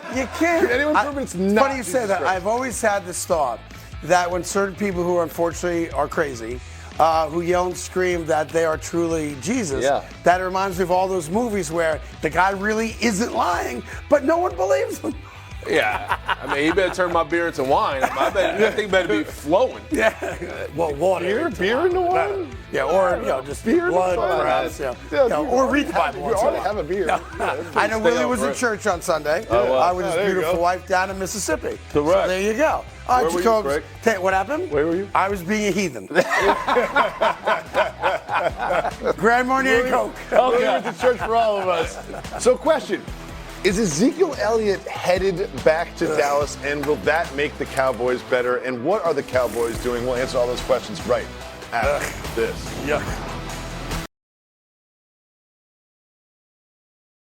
Welcome back to the Carton Show. The Final Four is set. It is UConn, Alabama, Purdue, and NC State Huskies. vying for the national championship. Is there any team that can challenge the UConn Huskies? No, it's a wrap. Illinois is the only team that had a shot to do it. Bama! It's an absolute wrap. It's going to be a UConn Purdue final. I can tell you that, and that's kind of been where we've started all the way back in November. They've been the two best teams the entire year. Really not up for much debate there. You're jockeying between who's number one. Why do you say that? Because it's a fact. But when you Because say I watch no a lot of debate, college as if it's basketball. locked up. Because there's no The debate. games, like, with UConn and Purdue were the two best Have you teams been watching all Alabama? year. I watched a lot of Alabama. I give Alabama a lot of credit. Playing their tails off. Yeah, that's fine. They were never one of the best team. What does in that college matter basketball. when you get into the dance? I'm just setting the scene that this was But the you say collision things course. as if it's Collision concrete, course. as if Alabama's just going to Yeah. walk onto the court Yeah. and say, "Here, UConn, thanks for having I'm us not here." suggesting No, NC that's State's what gonna do the same thing. they're going to try to do. I'm telling you how it's going to go. This is an 18-point win for UConn. You can write that down now and save it, put it in the draw. You're talking about the best team in college basketball, the deepest team in college basketball, the best defensive team in college basketball. A team that's got 3 different legitimate scorers on the floor at all times, and they did something, let's all just keep it straight, that none of us have ever seen before. With the right to go to the Final Four, tied at 23 against a pesky Illinois team. That would look like they were going to make this a game. So 23-23. And then the second half started. And Illinois didn't score. And they made a point during the broadcast that 50 minutes in real time passed without a single point. Okay? Not a foul shot. They went on a 30-0 run. Now, we've seen blowouts. We've seen teams dominate. We've seen, 80%, shooting for half. All that stuff we've seen. We have never seen this level of dominance in an Elite Eight game in the tournament's history. A 30-0 run. And by the way, they had 14 shots over the course of about 9 minutes of actual game time, which is not a lot of shots. Meaning what? Clamp down defense, one and done, every trip down the court. And for a game that, to be fair, 17 minutes in, looked like it was going to be a hell of a game, down to the wire. And then UConn runs off 6 straight to end the first half. Okay, they've got a lead, but Illinois goes into that locker room going, all right, we weathered the UConn storm. We're in it. 7 minutes later of game time, they still hadn't scored. What's crazy, I'm going back to the stat you threw out there earlier. You're talking about 3 of 17 from three-point lane, and they won by 25? Well, that's the flip side. UConn made 3 3-pointers in this game. That's nuts. They missed 14 of them. So they can beat you a lot of different ways. And I'll tell you this, blowouts are typically not fun to watch unless, of course, your alma mater is the winning team. From a pure basketball standpoint, that was awesome. That was awesome to watch because you don't see that. We've never seen that before in a game of this magnitude. We saw Edey have a 40-point game. If there's anyone who's going to stop UConn, it's going to be just a team on his back performance from Edey because you can just dump him the ball in the post. And one thing I love about him, he gets fouled a lot and he makes his free throws. At the end of the game, it was a closer game than the final score looked like for Purdue. At the end of the game, he was making all of his free throws. Yeah, look, Purdue has always been a disappointment in the last few years when they've had really good teams that had expectations of getting to a Final Four. They finally get over that hump and get to the Final Four and have a chance now, 2 games away from winning the national title. So you want to give the Boilermakers a lot of credit. And Edey, of course, Player of the Year, a lot of credit because he is a stud college player. It just won't translate his game, in my opinion, to the NBA, but who cares right now? He is the face of Purdue. And you got to love the kid because after the game, whether you liked him before or not, immaterial. I know Big Ten guys don't like him unless you're a Purdue graduate. But here's the deal. After the game, he said what every young man should say in the moment. Here's the audio and video of Purdue celebrating a trip to the Final Four. Go ahead, guys. You have that?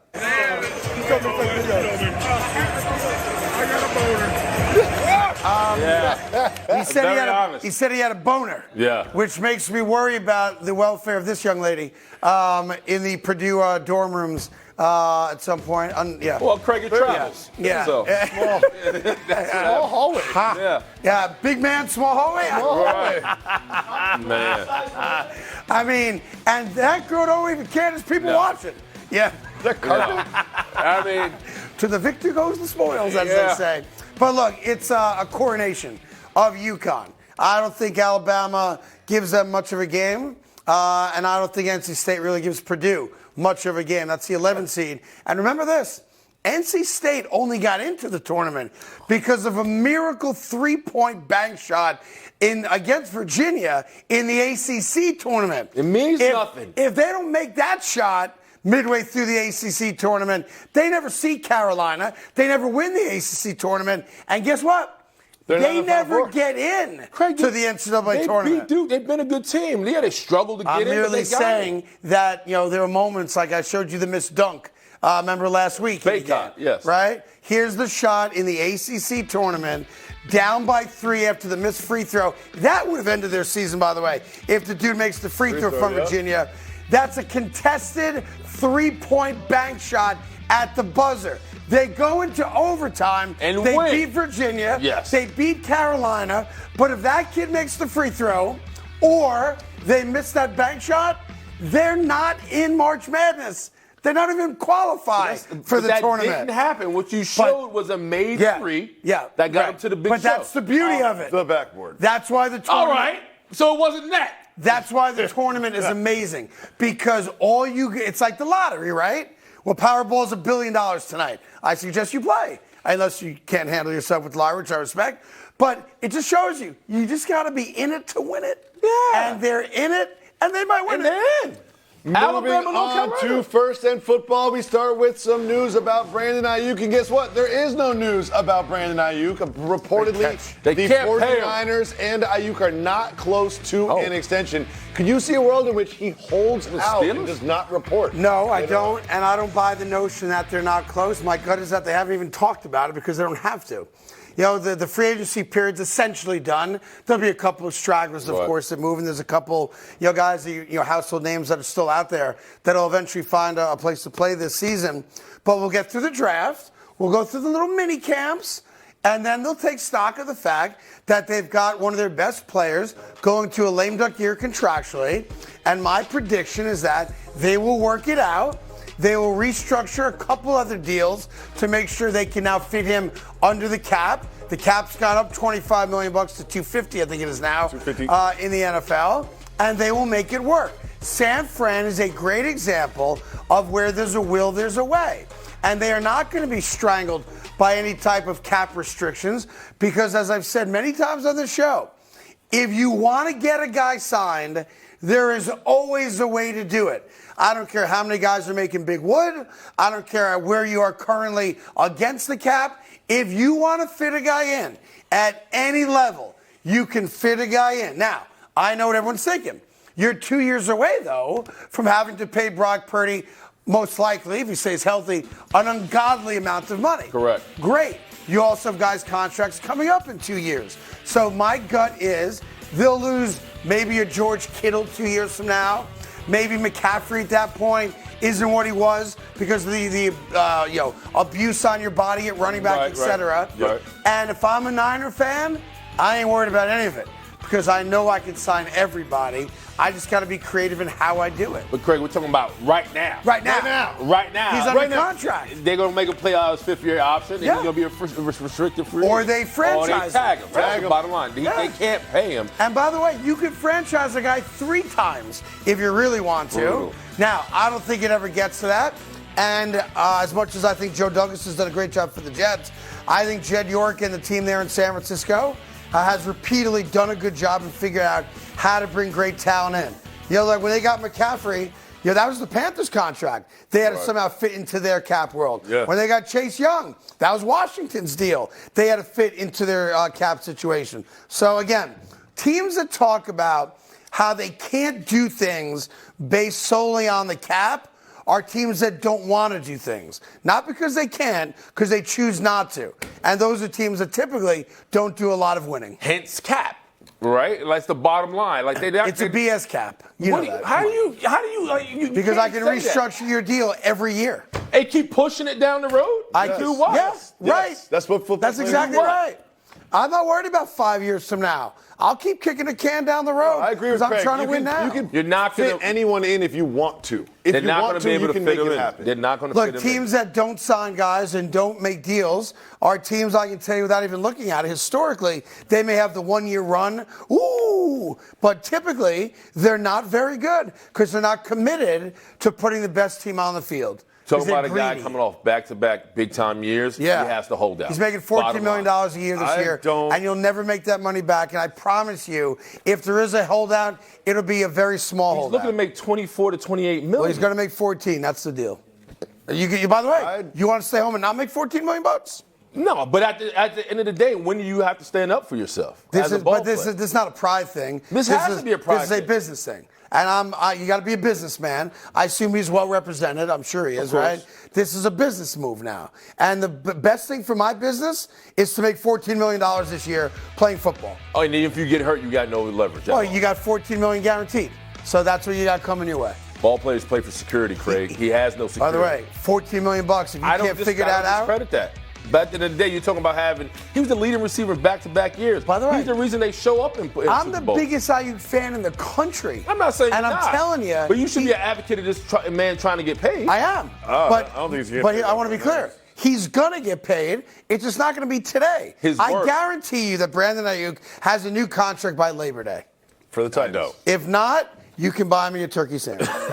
Moving on to second and football, and we have some news from the Dallas Cowboys. There's interest from the Cowboys side and from Ezekiel Elliott's side that he might return to Dallas as a running back. What does this tell you about the Cowboys offseason? As a running back or a running back coach? Running back. As an active running back? Running the ball. It's funny, when I first saw this, I swear to you, I thought that the Cowboys were doing like an alumni flag football game. Lies. And it'd be cool that he was willing to come back and rock it. Old-timers then? Yeah, that's what I thought. Apparently I was wrong, that their big offseason plans to show fans how they're all in were to bring back a running back who unfortunately can't run anymore. No. Which is usually a problem if running is in the name of your position. Yeah. But this is comical, man. Like, I don't get it.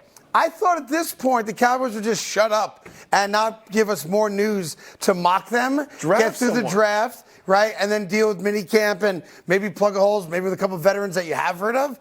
But the fact that, look, I'm not saying Tony Pollard was the second coming. He wasn't, right? And he had a disappointing year last year. So He's coming off ACL. But I have no issue if they decided we need a different running back. There were 12 of them, all in their mid-20s, available. Whoever you wanted was available. They got none of them.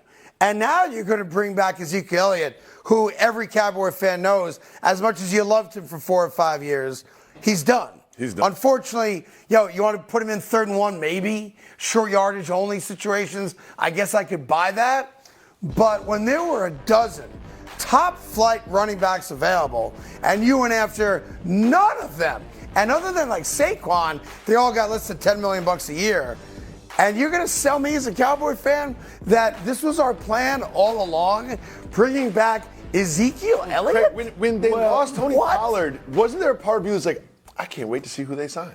I thought Josh Jacobs was going. Henry was going to be a Cowboy. I really thought that. They signed no one. They have Rico Dowdle. The man trains and lives in Dallas. I'm like, it makes sense. I thought it was going to happen. But if you listen, you're talking about Rico Dowdle, Malik Davis, Snoop Connor, who I just discovered today. Snoop Connor? Dude, I mean, I don't think Snoop Connor's a real person. Right. From a cultural standpoint, you bring Zeke in there. He knows the Cowboys way. Hopefully, he can raise the young guys to be. I don't know. It is what it is. It's nostalgia. Like, this is like Carolina Panther-esque. Is what this is. Wild. Excuse me. Like, this is like, are you kidding me? Like, it doesn't hurt you. It doesn't make you better. Dude can't play anymore. Hold on. Hold on real quick. If they give him like $6 million, I assume they won't. And you consider what those other guys like Singletary, Jacobs, Saquon's an outlier, obviously, and DeAndre Swift, what those guys got. Yeah. We have an update on Jaden Daniels' elbow. Penis elbow. Oh, man. The penis elbow. He has addressed it. He said, my elbow is perfectly fine. Yeah. Stop the cap. Mr. Carton, are you concerned about the penis elbow? First off, for those of you that don't understand what cap means, because it may not be part of your lexicon, if you don't have kids at home who speak kids are saying it. Yeah, kids are saying it, but there might be somebody in Missouri who's like, what the hell's that? Cap is another saying lies. Lies, yeah. All right? Look, all I know is what I saw. You can put it back up there, Neil, if you want. And what I saw looks like a guy who's a throw away from his elbow blowing up on us. Like, that's a sack filled with fluid on it. The medical term is penis elbow. Okay. But that's a medical term. Medical term. And it's the only reason we're using it repeatedly here. Yep. It's kind of what Zach Edey had after Purdue's big win. Yeah. But that's neither here nor there. Look, on his arm. What do you want the kid to say? The picture went viral. It is what it is. I know a lot of doctors have come out with no connection to the program or to him saying it's nothing that major. It's not going to impede his elbow. But I can tell you this. I wouldn't draft him. Because of that one picture? 100%. Because of that picture. 100%. Because of pointy elbow? Craig. Because he doesn't weigh that much. Here's what I know. First, he's $185 soaking wet. That's a concern of mine. Correct. But secondly, look, when that guy goes to throw, if the penis elbow thing, shows itself the way it did in that still photo, that means at some point according to medical doctors who've seen the picture of the elbow, he's going to have it drained. Yeah. Meaning a needle goes in your elbow. Correct. And if I'm putting a needle in my quarterback's elbow, I've got a quarterback with a problem. I would not draft him because of it.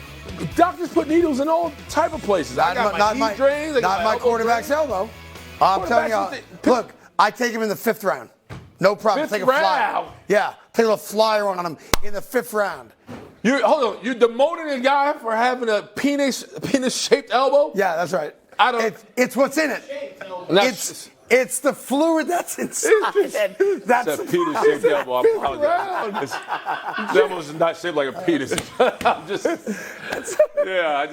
Look. I'm just fun. The kid's a potential top 5 I would pick. stop now if I were you. Why? I love this. Yeah. No, I want more. How do you draft a quarterback that's got that on his elbow? What's he got on his elbow? That's the penis elbow. It's filled with fluid.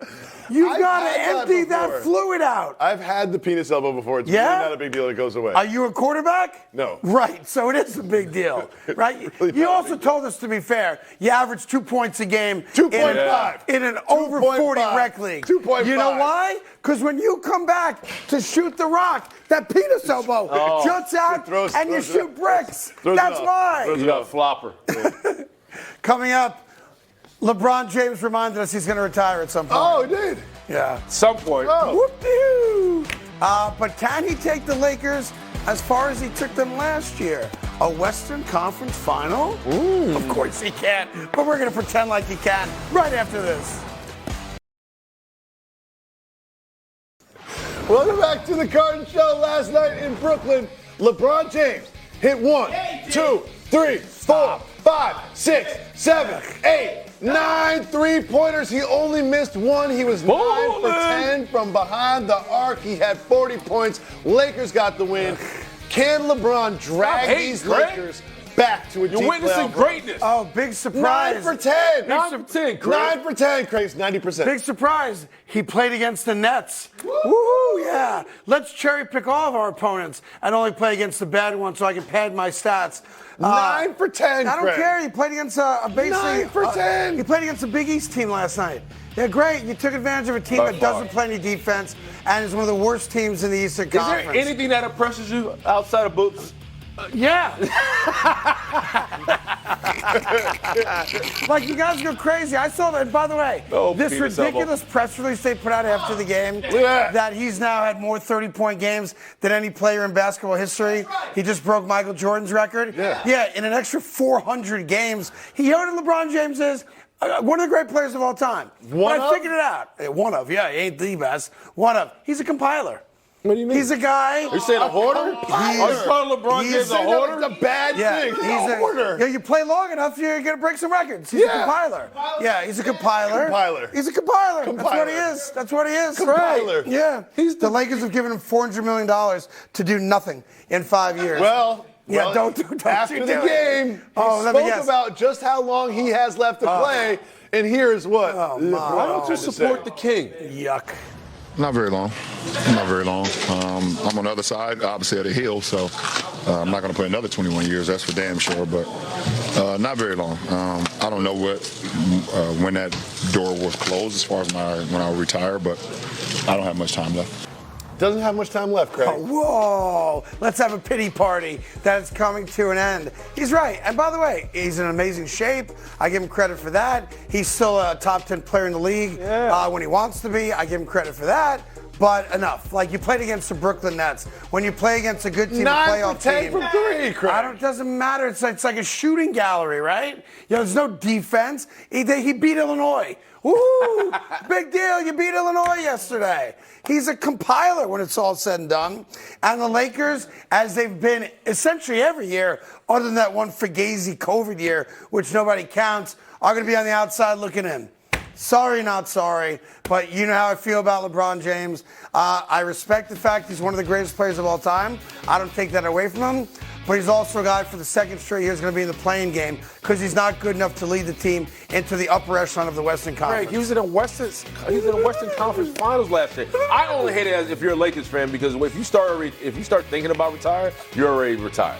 to the great Bill He's Parcells. got, look, 21 years in. Obviously, you're aware that retirement's not too far away. Right. And he is playing his ass off. Right. And he is going to make like 60, 70 million bucks next year in the final year currently of the Laker deal. I get all that. But, you played against the Nets.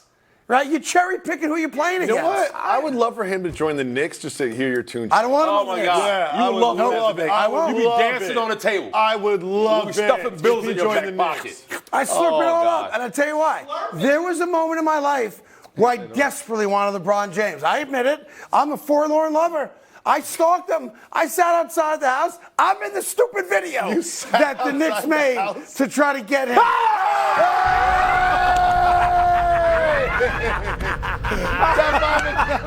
You just saw his face. Yeah. He was like, ah. What just happened? Craig didn't know what to do. He's like,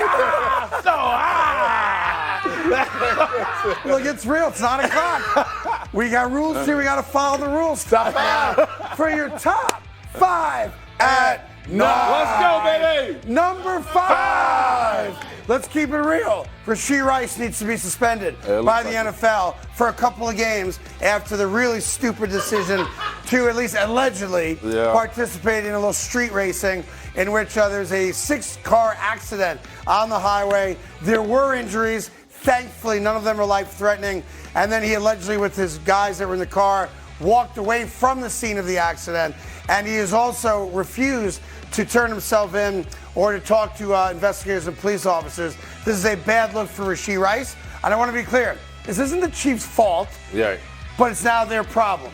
And you have a kid going into year 2 in which he just won a Super Bowl, was a go-to receiver, is on the same page, all the good things of football, and he damn near threw all of it away by being a knucklehead. This is bad. And we don't know all the details, but at the end of the day, this is a kid who had a big year, 7 touchdowns. He was pretty much the bright spot on this Chiefs offense that was struggling in the regular season. His future's so bright, man. You hate to see things like that. Hopefully, everybody's fine at the end of the day. Number 4. How big can a single shot be?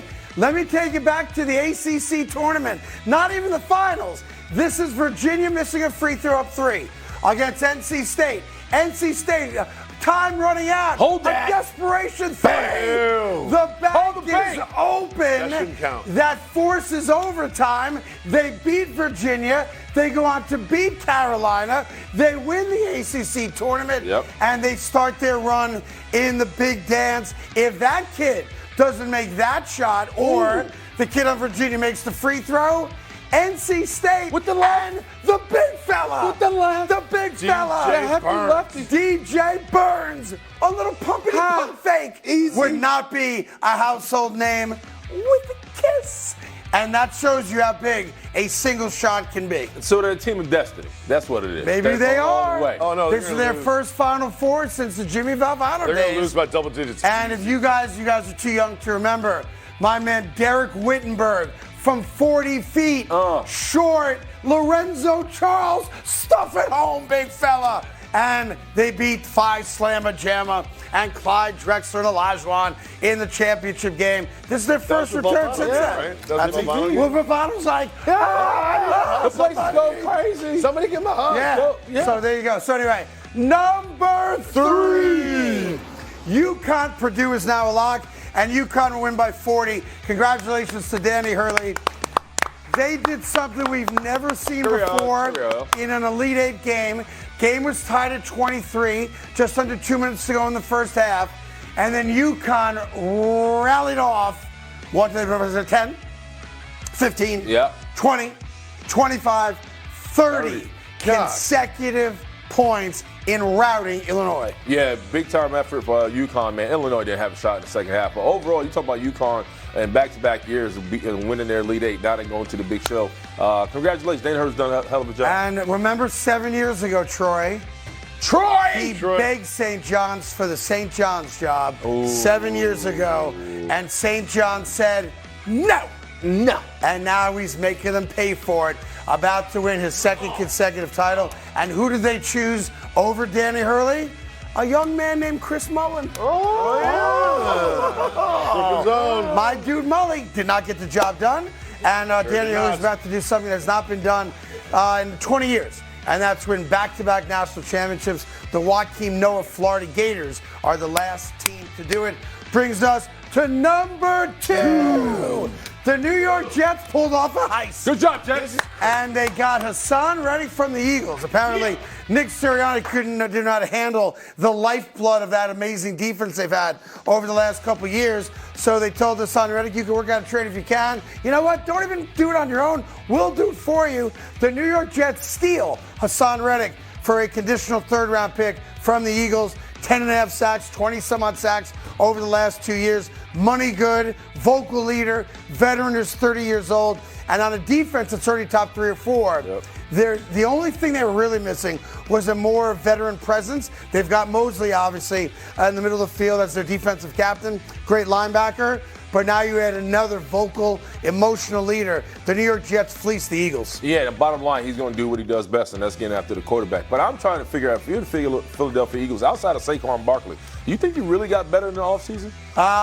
They're not better because of guys that retired as much as guys that they lost. Right. But the Philadelphia Eagles are still, for me, the best team in the NFC East. Okay. I think everyone's chasing them, and that's really a byproduct of the Dallas Cowboys doing this offseason. So, look, their dysfunction is to our benefit. I'll take it all day, every day. We are going to be maybe the best defense in all football. And that brings us to number 1. Listen, baseball officially started late last week and into the weekend. Perhaps you've even caught a game or two. We, of course, had the Yankee-Astros game here on Fox. And guess what? The New York Yankees are the best team in the world. They go to Houston, 4-game series. They sweep the Astros, and Juan Soto's shown everybody why the Yankees got him. 9 of 17. He had 3 game-winning hits, or hits that at least gave the Yankees the lead, and he threw a dude out at the plate. Jeez. You are talking about the greatest start to a Yankee career any Yankee veteran has ever had in the storied history of the Yankee franchise. They're an unbeatable force right now. Clay Holmes as reliever, not so much.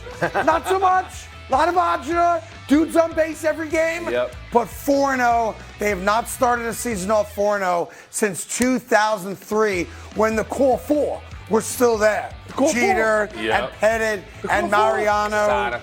Posada, and of course the fifth Beatle, the guy that gets forgotten in the core 4, is of course the great Bernie Williams. Oh yeah.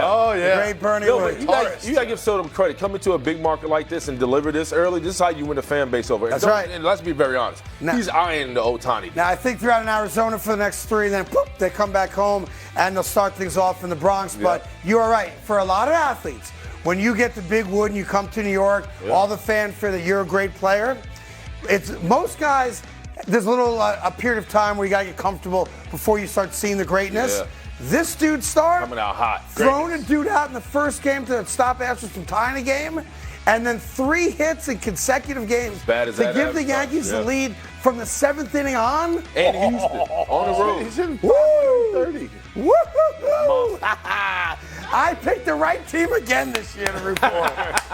Yes. All right, we're going to take a quick break. Jacoby's going to tell you all about it. Well, you picked the right team in the Yankees, but did you pick the right team in the Jets? They just got another piece, and we'll talk about the implications of that right after this. Yes, the Jets did. Good morning. Welcome back to the Carton Show. Early morning headlines, and it was the New York Knicks in the Garden going toe-to-toe with one of the best teams in the West, but SGA from the baseline, turnaround, bang, game winner for the Thunder. But it was the previous possession that is getting a lot of attention. Jalen Brunson drives to his left, and he scores. But should he have gotten an and one on this play? Knicks fans are saying yes. I mean, the term is egregious, is what it is. An egregious non-call, at home, by the way. If you tell me you don't get that call on the road, you should, but okay. But here we're at home, coming off the bad loss to the Spurs a couple nights before, which is still pissing me off that we did that despite him scoring 60 in that game, right? It's an obvious foul, right? And he makes contact with his lower body, legs to legs. It's not a cheap foul. I want to be clear about that. It's a guy trying to make a block whose lower body makes contact with Jams. Now, I'm not going to be here to tell you the Knicks automatically win the game or it costs us the game. The only thing it did was it stopped us from being up 2. So with 4 seconds left, Oklahoma City, maybe it changes what they're going to do. Maybe they try to get a 3-point shot to win the game. To be fair, SGA is damn near behind the line when he makes the game-winning shot. Anyway, it's a frustrating loss, and there's no, right there, boom, knees into my legs. Not a foul. That's a foul. Now, I think it's a foul. I'll say this, and I want to be fair about this. As much as I'm pissed off and devastated about this loss, especially in our building, I got to tip the cap. I got to tip the cap. I got to put the hat on, and I'm going to be gracious and a little tippy tipperson, because SGA is the MVP of the league.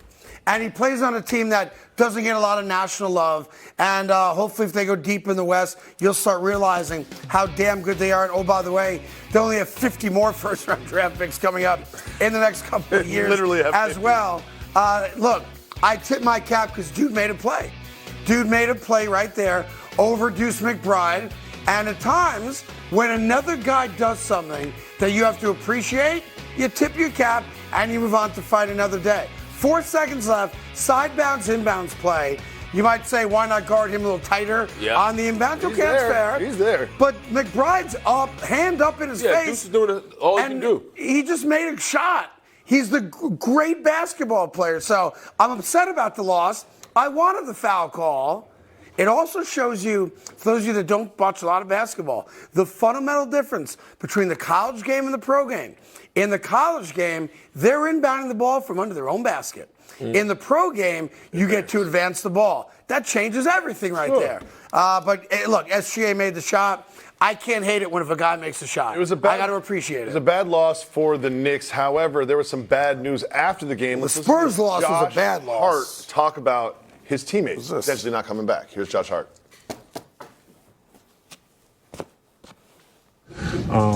This is a team that we're going to have.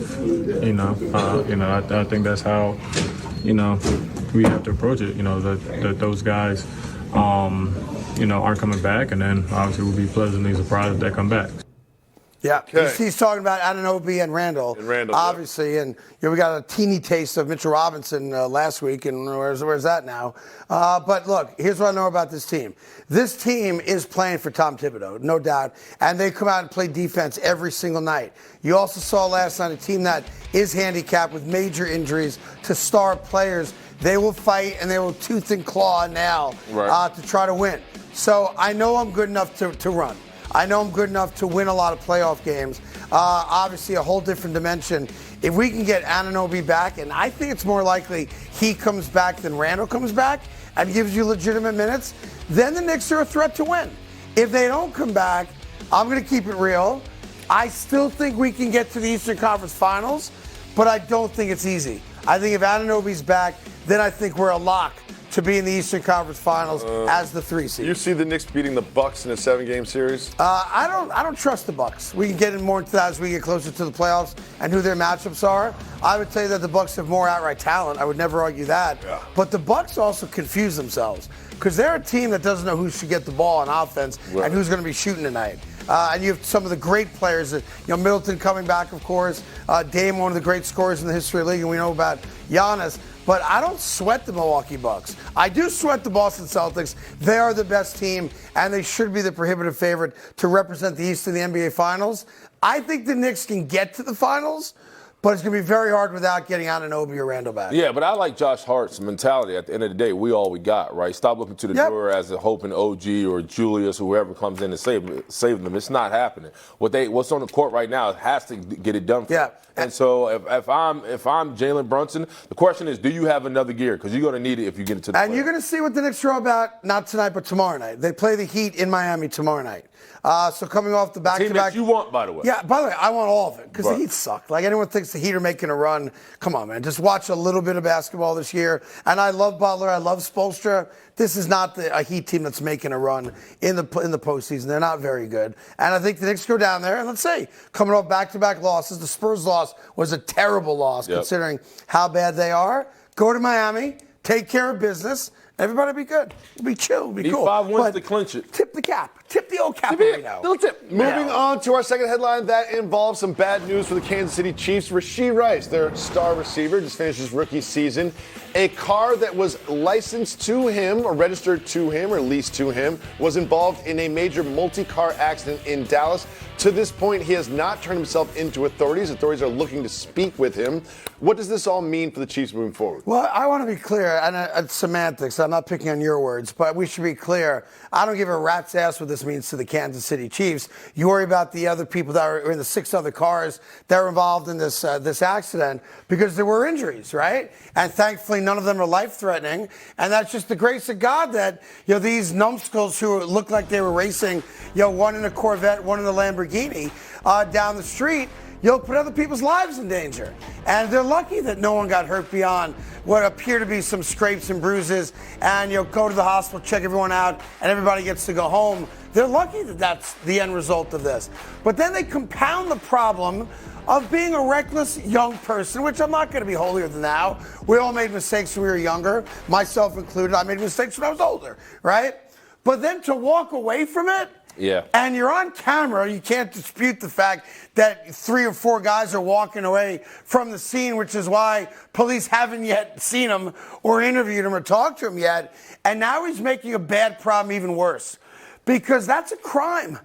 Leaving the scene of an accident is not allowed. It's a crime that some people go to prison for. Not significant amounts of time because there wasn't a loss of life. But, you could do jail time for this. And you would hope. I know the Britt Reed story predates Rashee Rice being a member of the Chiefs. But I'm sure that the Chiefs have talked to the guys and do every single year, as every team does, about not being stupid in your car and being like a Henry Ruggs, drinking and driving, who obviously killed a young woman in Las Vegas. But he should be suspended. And the NFL has, I think, a real responsibility here to suspend him. I'm not saying for the entire year. I'm not saying this because I'm not a Chiefs fan. But if you're a Chiefs fan, you have to separate your fandom from real-life stuff. And real-life stuff here is that Rashee Rice needs to be taught a lesson now. A, for being a knucklehead and drag racing down a highway with other cars on it. And B, from leaving the scene of the accident.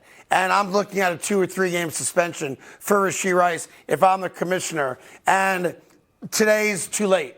But you better get your ass to the police department and have a conversation with the cops that are investigating this accident because you're making the situation a lot worse. Yeah, you're 100% right, Craig. This is stupid, right? And it's stupid because this is a young man with a bright future. And at the end of the day, every man in that car that was with you that day, they don't suffer the same consequences that you're suffering, right? And at the end of the day, you have to make a life decision. If I don't know what time of day it is. 6:20 p.m. Yeah, in the evening that you're racing down the highway after you just won a Super Bowl. Like, your career could be literally, thank God to your point, there was nothing catastrophic injury where he could have hurt himself or the people involved could have hurt themselves. But this is a situation where, man, his career could have been over for what? That's right. For what? Just a joyride? And that's ultimately got to be the message that someone in his life says to him, like, my man, you've made it. Like, you did what most people can't do. You got to the NFL, and you're looking at the possibility of making $50, $60, $70 million. Like, anything you've dreamt of doing in your life is on the table. And I want to be clear.